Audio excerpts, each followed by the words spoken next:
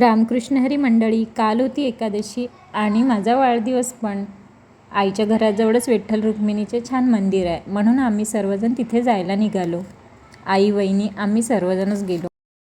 मंदिरात गेलो तर तेथे चालू होता हरिपाठ. आम्ही छान विठ्ठल रुक्मिणीचं दर्शन करून घेतलं. आता म्हटलं चला थोडा वेळ हरिपाठ करून घेऊया.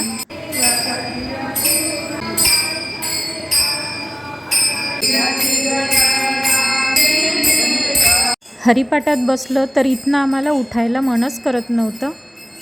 हरिपाठ झाला, त्यानंतर आरती झाली. मला आरती घ्यायला मिळाली. खरंच खूप भाग्य होतं माझं आजचं.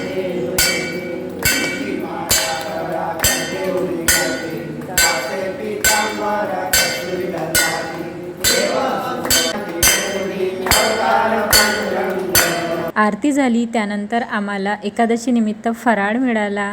फराळ केला. त्यानंतर वहिनी म्हणाल्या की इथे जवळच गजानन महाराजचं मंदिर सुद्धा खूप छान आहे. मग आम्ही गजानन महाराजच्या मंदिरात सुद्धा गेलो. या मंदिरात आलो तर इथे सुद्धा हरिपाठच चालू होता, परंतु येथे मात्र आम्ही जास्त वेळ थांबलो नाही, कारण मुलांना भूक लागली होती. पटकन दर्शन घेतलं आणि घरी जायला निघालो. तर मंडळी, असा होता आजचा ब्लॉग. आवडला असल्यास लाईक करा, शेअर करा आणि चॅनलवरती नवीन असाल तर चॅनलला सबस्क्राईब करायला विसरू नका. भेटूया अशाच एका नवीन ब्लॉगसोबत. तोपर्यंत बाय.